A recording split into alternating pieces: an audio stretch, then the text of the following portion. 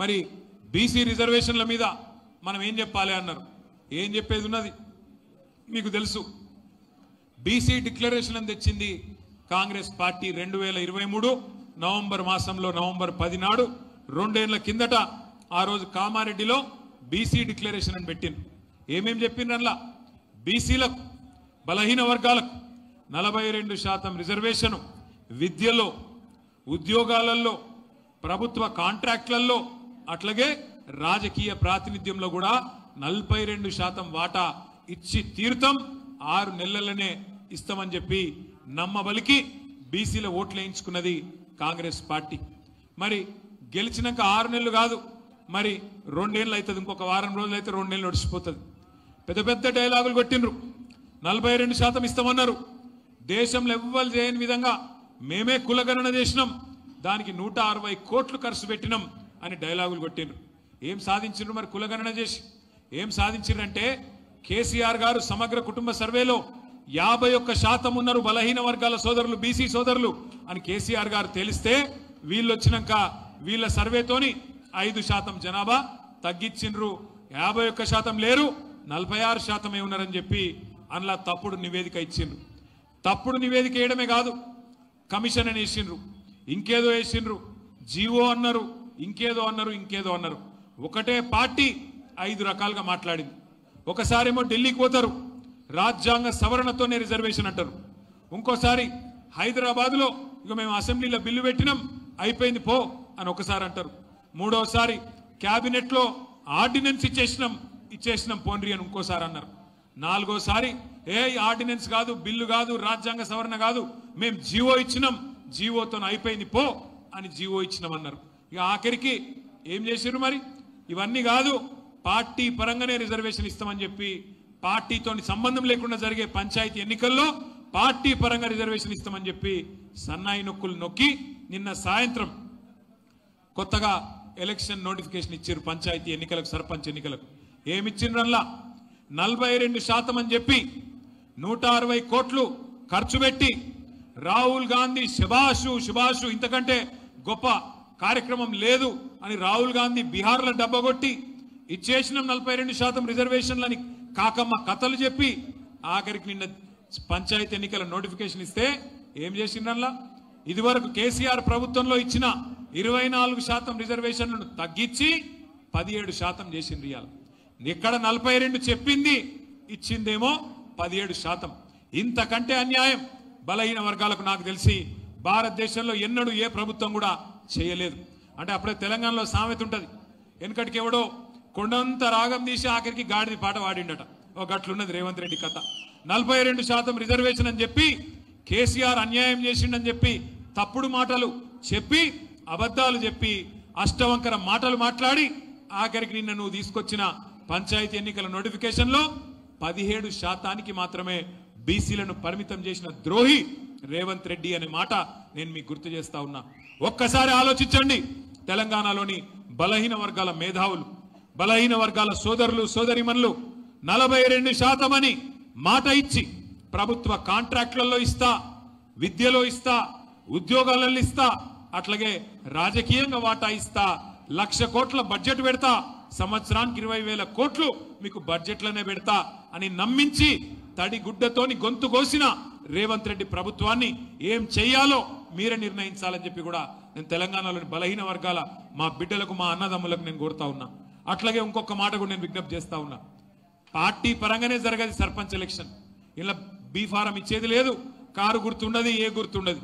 మన అసొంటి ఎలక్షన్లనట సర్పంచ్ ఎన్నికల్లో ఇవాళ కొన్ని మండలాల్లో బీసీలకు రిజర్వేషన్ లేకుండా చేసిన దుర్మార్గులు ఇప్పుడే పల్లారాజేశ్వరరెడ్డి గారు చెప్తున్నారు.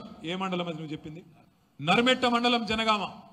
17 సర్పంచ్, 17 గ్రామ పంచాయతీలుంటే ఒక్కటి బీసీ రిజర్వేషన్. ఇంకా కొన్ని మండలాలు నా దగ్గర, నా కాన్స్టిట్యున్సీలో వీర్నపల్లి అనే మండలం ఉంటుంది. మొత్తంగా ఒక్కటంటే ఒక్కటి కూడా ఇవ్వలేదు. మొత్తం మండలంలో ఒక్కటి రిజర్వేషన్ లేదు. మొత్తం తెలంగాణలో చాలా మండలాల్లో బీసీ రిజర్వేషన్ లేకుండా చేసి ఇవాళ మొత్తం 32 జిల్లాలు ఉండే తెలంగాణలో 24% గతంలో ఉంటే ఈరోజు దాన్ని 17% తగ్గించి బీసీల సంఖ్య తగ్గించి సర్వే చేసి ఇవాళ రిజర్వేషన్లు తగ్గించి సిగ్గు లేకుండా రేవంత్ రెడ్డి మాట్లాడుతున్నాడు. నేను చీరిచ్చినా చీర కట్టుకోండి కాంగ్రెస్ కోటేయనరట. అంటే నువ్వు కోటి మందిని కోటీశ్వరులు చేస్తా అన్నది మర్చిపోవాలి, నెలకు ఇస్తానన్న 2,500 మర్చిపోవాలి, నువ్వు చేసిన మోసాలు మర్చిపోవాలి, నీ 6 గ్యారంటీలు మర్చిపోవాలి. నువ్వు ఇచ్చిన చీర కట్టుకొని నీకు ఓటేయాలని చెప్పి సిగ్గు లేకుండా ముఖ్యమంత్రి మాట్లాడుతుంటే మరి మళ్ళొక్కసారి తడిగుడ్డతోని గొంతు కోసిన కాంగ్రెస్ కు బుద్ధి చెప్దామా లేదా? బలహీన వర్గాల ఆడబిడ్డలు అన్నదమ్ముళ్ళు ఆలోచించాలని చెప్పి నేను కోరుతా ఉన్నా. ఇంకొక మాట కూడా నేను కోరుతా ఉన్నా. సరే కొట్లాడుతున్నాం, ప్రభుత్వం మీద అడుగడుగున నిలదీస్తున్నాం, ప్రభుత్వానికి ముచ్చెమటలు పట్టిస్తున్నాం. ముఖ్యమంత్రిని మొన్న జూబ్లీ హిల్స్ లో గల్లీ గల్లీ తిరిగేటట్టు ఉరికిచ్చినామా లేదా? మీ కళ్ళ ముంగట్నే ఉన్నది. గల్లీ గల్లీ ముఖ్యమంత్రి ఆఖరికి దిగజారిపోయి ఒక ఉప ఎన్నికల్లో వారం రోజులు తిరిగిండు. యూసుఫ్ కూడా పాదయాత్ర చేసిండు.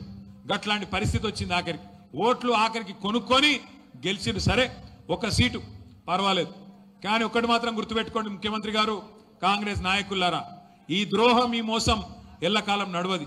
కేసీఆర్ గారి పోరాట స్ఫూర్తితో, కేసీఆర్ గారి నాయకత్వంలో నడిచిన మా విద్యార్థుల త్యాగ నిరతితో, మా ఉద్యోగుల చూపెట్టిన బాటలో, మా జర్నలిస్టులు చూపెట్టిన బాటలో, మా తెలంగాణ న్యాయవాదులు ఆనాడు తెలంగాణ ఉద్యమంలో చూపెట్టిన బాటలో కలిసి మళ్ళీ ఒకసారి దీక్షా దివస్ స్ఫూర్తిగా కదం తొక్కుతాం. ఏ ఓరుగల్లునైతే నువ్వు అవమానిస్తున్నావో, ఏ ఓరుగల్లుకు ప్రతీకగా ఉన్న కాకతీయ కళాతోరణాన్ని ఇవాళ తెలంగాణ రాజముద్రలకెళ్ళి నువ్వు తీసేస్తున్నావో, అదే ఓరుగల్లు నుంచే ప్రతిఘటన ప్రారంభమైతది. తప్పకుండా కాంగ్రెస్ పార్టీకి గోరీగట్టే దిశగా పోరాటం నడుస్తుందనే మాట కూడా నేను విజ్ఞప్తి చేస్తా ఉన్నా. ఒక బీసీలకే కాదు ఈ ప్రభుత్వం మోసం చేసింది, తెలంగాణలోని సబ్బండ వర్గాలకు మోసం చేస్తున్నది కాంగ్రెస్ ప్రభుత్వం. అందుకే మిమ్మల్ని నేను కోరేది, కేసీఆర్ గారి స్ఫూర్తిని అందిపుచ్చుకుందాం. కేసీఆర్ గారి పోరాట స్ఫూర్తిని అందిపుచ్చుకొని సర్పంచ్ ఎన్నికైతేనేమి, ఎంపీటీసీ అయితేనేమి, జెడ్పీటీసీ అయితేనేమి, ఏ ఎలక్షన్ వస్తేనేమి కలిసికట్టుగా కదం దొక్కుదాం. ఒక్కొక్క నాయకుడు, ఒక్కొక్క కార్యకర్త, ఒక్కొక్క సోదరుడు, ఒక్కొక్క సోదరి, ఒక్కొక్క కేసీఆర్ కావాలి.